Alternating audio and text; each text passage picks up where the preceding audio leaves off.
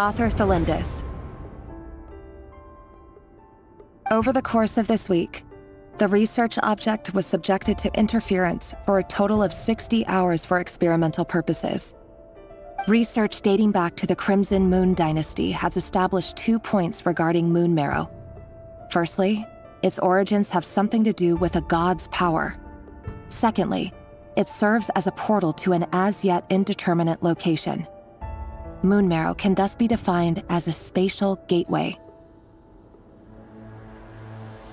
However, there are a number of hurdles to overcome before we can answer the question of where it leads to. To start with, opening the gateway requires a specific power source, which the relevant literature indicates. An enormous amount of power is then required to keep the gate open. Currently, the total power output of our instruments remains in the single digits. To make matters worse, I am now the only staff member remaining in the Moon Marrow lab.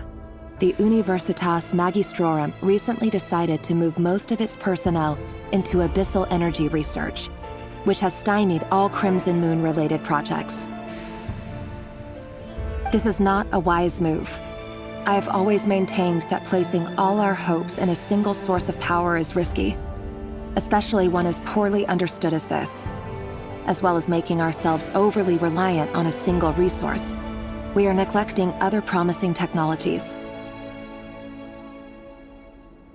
I apologize if this comes across as disrespectful, but as a Moon Marrow researcher, I desperately want to see the world beyond the gateway.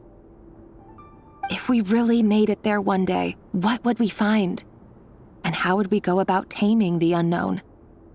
My imagination is endlessly fueled by questions such as these.